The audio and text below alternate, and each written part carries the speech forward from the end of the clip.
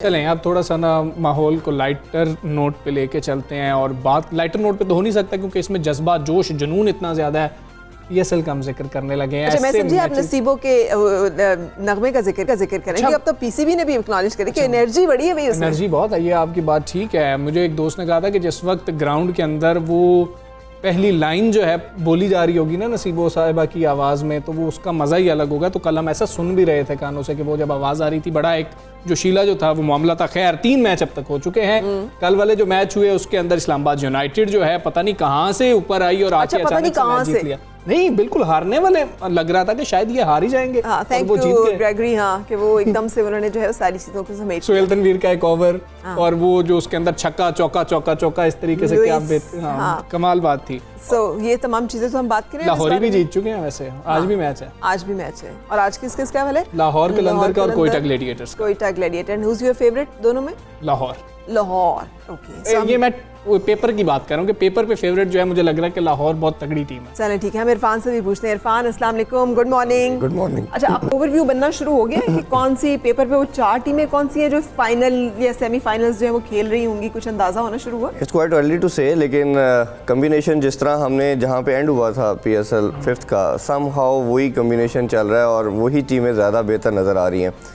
कोयटा की बात कर लेते हैं। सबसे पहले जो पहला मैच वो हारे, बड़ी ज़्यादा उनमें मिस्टेक नज़र आई। सबसे पहले तो कैप्टनसी में मिस्टेक नज़र आई सरफराज की तरफ से। हालांकि सबसे सीजन कैप्टन है अगर हम पूरे डोमेस्टिक स्ट्रक्चर के अंदर देखते हैं हम, लेकिन मिस्टेक ये इंटरनेशनल प्रेशर उनके ऊपर हावी हो गया और उन्होंने मिस्टेक ये की कि रिजवान को कॉपी करने के लिए एक मार्क छोड़ना चाह रहे थे खुद ओपनिंग की। गेल जैसे बैट्समैन को अगर आप 1 डाउन पे भेज देंगे तो उसका या शर्जील हो गया या फ़खर हो गया, इनके साथ तो आपने किलिंग इंस्टिंक्ट के साथ इन्होंने जाना है और उन्होंने आपको सेकंड चांस नहीं देना। तो आप 6 ओवर में से 2-3 भी उनके अगर मिस कर देते तो ओबियसली वो इंस्टिंक्ट वैसे ही ख़त्म हो जाती है। 2-3 मिस्टेक ये थी। फिर कोयटा ग्लैडिएटर के अंदर एक और प्रॉब्लम ये है कि इनके पास कोई मोहम्मद हफीज़ या बाबर जैसा कोई प्लेयर नहीं है जो शीट एंकर रोल प्ले करे, जो पूरी टीम के अंदर स्टेबिलिटी प्रोवाइड करे और टीम को लेके चले। एक मसला इनके अंदर ये भी है। और दूसरा, अगर लाहौर के साथ मैच है तो लाहौर की टीम ही देखा बड़ी मुश्किल से जीती। आल्दो के शुरू में उन्होंने उनको अच्छा रन पे रोक लिया, बट बैटिंग के अंदर उनका फिर वही प्रॉब्लम नज़र आया कि सिर्फ मोहम्मद हफीज़ खड़े रहे। अगर वो ना खड़े रहते तो फिर पहले की तरह हमें लग रहा है आज भी 1 डाउन पे गेल को भेजेंगे, शायद सरफराज के साथ ही भेज दें। नहीं, मेरा ख्याल है कि चेंजिंग करेंगे क्योंकि काफ़ी ज़्यादा क्रिटिसिज्म हो चुका है। वैसे कोयटा के जो ओनर हैं वो पहले ही 5-6 रोज़ पहले ये बात कर चुके थे कि हम सरफराज को ऊपर खिलाएंगे और मामले को जो वो उनकी भी मेरा ख्याल ख्वाहिश थी। देखिए, ऊपर खिलाना दैट इज़ समथिंग डिफरेंट। आप मेरा अपनी पर्सनल ओपिनियन ये है कि उनका नंबर, मेरी एक दफ़ा बात भी सरफराज से हो चुकी है अभी रिसेंटली, कि आपके लिए जो अच्छा नंबर है या बेहतर नंबर है वो ये है कि नंबर 4 है। और सरफराज की जितनी भी अच्छी बैटिंग के अंदर परफॉर्मेंसेज हैं वो नंबर 4 पे हैं, ठीक है। और आपके पास जब कोई सीनियर मेंबर ऐसा नहीं है, अब 4 के ऊपर वो नया लड़का सैम आ गया था, आपने देखा वो बिल्कुल ही एक शेल में चले गए और सामने उसके गेल था, पता नहीं उसका प्रेशर था या वो इतने बड़ा टूर्नामेंट का प्रेशर था। तो आपको senior pro as a captain उन जगहों पे आके ऑनर्स लेना पड़ता है जहाँ पे दूसरों के लिए मुश्किल होता है। अच्छा, इतना अच्छे बॉलर्स आए हैं हमारे पास सामने, है ना हमजा? मैं तो बहुत खुश रही हूँ ये सारी लॉट देख के जो कि यहाँ पर आ रहे हैं, लेकिन बैट्समैन कोई नहीं नजर आया। बॉलर्स की हम बात करें तो हमें मतलब मोहम्मद वसीम भी नजर आए हैं, अरशद इकबाल ने कितना अच्छा वो किया है। ये दोनों ने आउटस्टैंडिंग बॉलिंग की। बहुत अरशद इकबाल तो हमें पहले काफ़ी टाइम से नज़र आ रहे थे। कल भी बात हो रही थी मेरी, अब्दुल रज़ाक का इंटरव्यू किया तो उन्होंने भी बताया कि मोहम्मद वसीम जो है ये बहुत आउटस्टैंडिंग बॉलर है और बहुत जल्द ही आप देखने में नजर आएगा। और कल हमने उसकी ट्रेलर देख लिया जिस तरह उनकी बॉल लेट रिवर्सिंग हो रही थी, तो ये अच्छे साइन है। बट जैसे आपने कहा कि अनफॉर्चुनेटली हमें लास्ट 5 सीजन के अंदर सिर्फ एक बैट्समैन मिला, that is Haider Ali. But उसके अंदर भी देखा कि कभी उसको पहले नंबर 3 था, नंबर से इंटरनेशनल जब सर्किट में आया तो ओपन कराना शुरू कर दी गई। अब 2 डाउन आए तो आपको अगर आपने अच्छा उसको हाईलाइट कर लिया और आपको लगता है कि ये हमें लॉन्गर रन में सर्व करेगा तो आप काइंडली उसका 1 नंबर रखें, जिस तरह आपने बाबर को प्रिपेयर किया। टैलेंट बना जब आपको नज़र आ जाता है तो उसको प्रिपेयर करना पड़ता है। हमारा स्ट्रक्चर ऑस्ट्रेलियन या इंग्लैंड वाला नहीं है। आपने जब भी किसी को आइडेंटिफाई करना है तो उसको फिर लेके चलना है और उसको एक स्टेबिलिटी प्रोवाइड करनी है उसको पक्के नंबर के साथ। अच्छा, हैदर की आप बात कर रहे हैं, हम पेशावर ज़ल्मी की बात कर रहे हैं, उस टीम की बात कर रहे हैं, उसके अंदर भी हमें ना एक वाज़े सोच नज़र आई। मुझे जो नज़र आई, आप उससे एग्री करते हैं कि नहीं करते?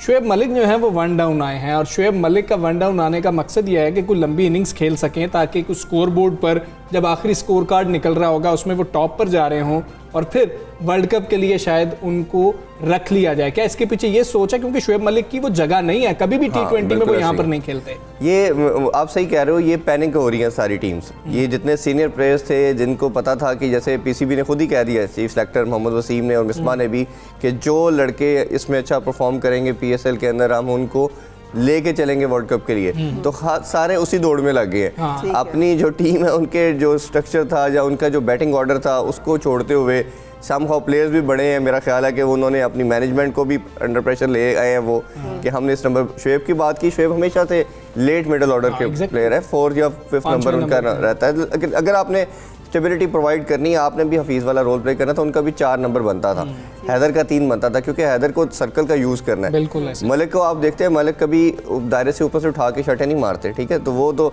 ऑन द ग्राउंड शुरू में खेलते हैं, बिल्ड करते हैं जी, आस्था बिल्ड करते हैं। अगर आपकी इस बात को इरफान माना जाए तो देखिए ना, बाबर आजम तो हमारे तीनों फॉर्मेट्स के कैप्टन हैं, तो फिर उनको क्यों नहीं आप वो एक टेस्ट दे रहे कि वो आगे उन्होंने अगर T20 में उन्होंने ही लीड करना है और वर्ल्ड कप में जाके लीड करना, तो उनको एक जैसे कह रहे हैं ऑन हैंड एक्सपीरियंस तो मिले यहाँ पे कैप्टनसी का कि कैसे। जी, हमने लास्ट शो में भी शायद बात की थी इसके उनका ऊपर। इन्फ्लुएंस क्यों नहीं चल रहा, वहाँ पीसीबी क्यों नहीं इंटरवीन कर रहा? अगर बाकी प्लेयर्स अपने ऑर्डर्स चेंज कर सकते हैं और असरअंदाज हो सकते हैं, तो हमारा कैप्टन क्यों असरअंदाज नहीं हो सकता? ये बड़ी अनफॉर्चुनेट चीज़ है कि आपकी कंट्री का जो कैप्टन हो, तीनों फॉर्मेट का कैप्टन है, उसको कोई फ्रेंचाइज एज ए कैप्टन लेने को तैयार नहीं है। इसमें पीसीबी को डेफिनेटली इंटरवीन करना चाहिए था, बिडिंग के अंदर बात करनी चाहिए थी फ्रेंचाइज के साथ कि ये हमारा फ्यूचर प्लान के अंदर है, आप इसको लेके चले। इवन तो पहले हो जाना चाहिए था कि आपके फ्यूचर प्लान में जब जी will he be the captain, और मेरा नहीं ख्याल it could be later on, but अभी बात करें तो अभी तो इमाद को तो नहीं वो रिप्लेस करेंगे, किस तरह उसे चैंपियन बना दिया, तो मेरा ख्याल है उसी के जब रिजवान का जैसे हमने देखा अच्छी परफॉर्मेंस। शान मसूद खेले ही नहीं, मुझे बड़ा दुख हो रहा था कि क्या हुआ कि जो आपका कप्तान था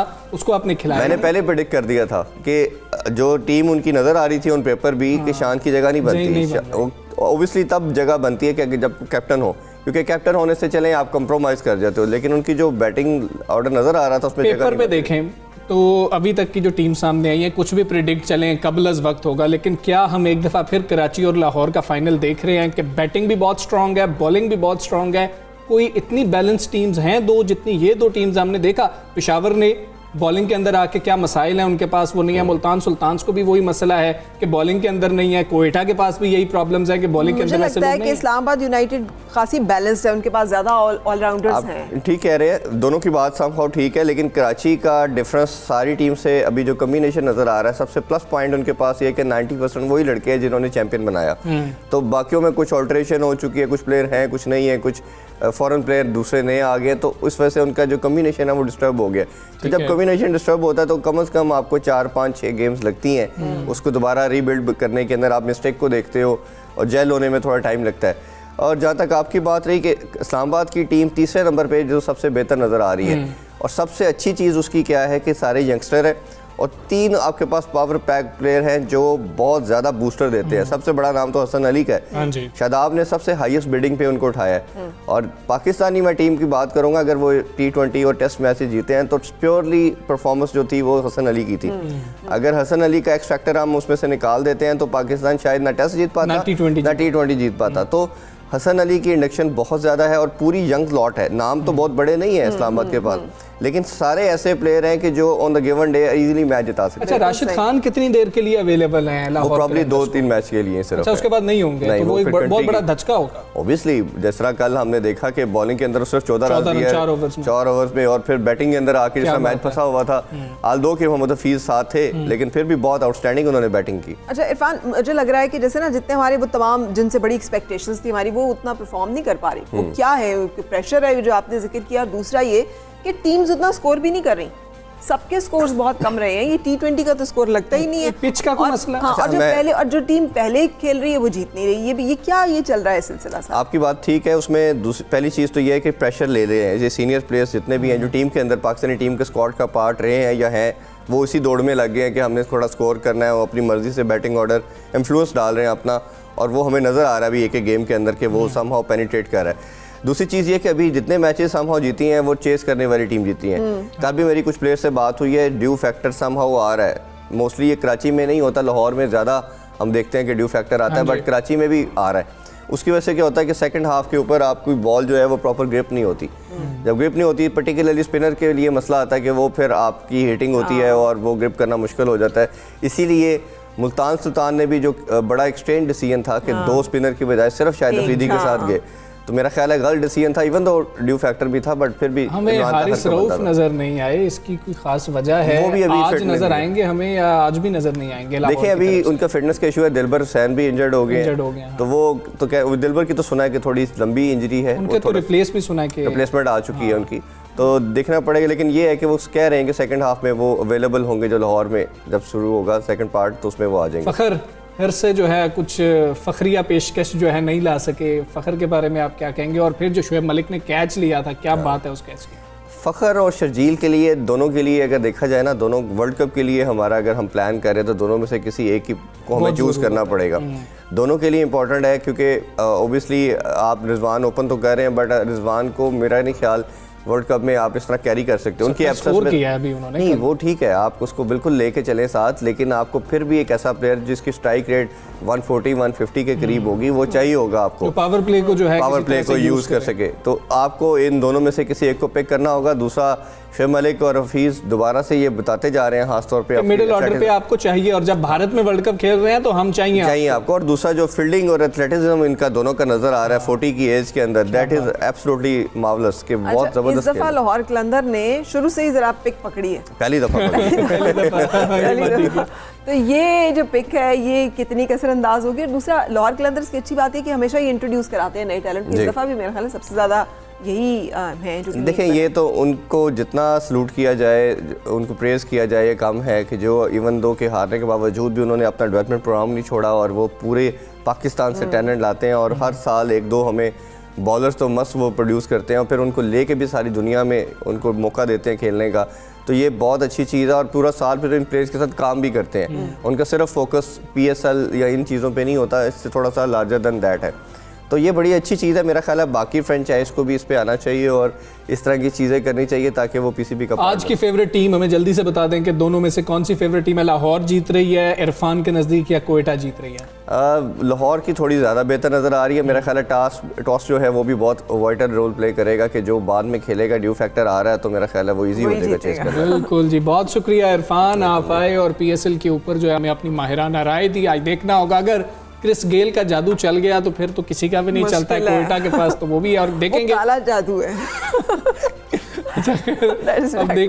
अब देखते हैं कि क्या बनेगा इसके ऊपर। और क्रिस गेल जैसे बेहतरीन बैट्समैन मौजूद हैं और वहीं पर अगर हम देखें तो मोहम्मद हफीज़ जैसा मिडिल ऑर्डर मौजूद है लाहौर कलंदर के पास, तो आज बड़ा सख्त मुकाबला होने वाला है। I truly adore Chris Gayle and would love to watch him in action. So let's see कि क्या रहता है। Let the जिसे कहना best team shall win.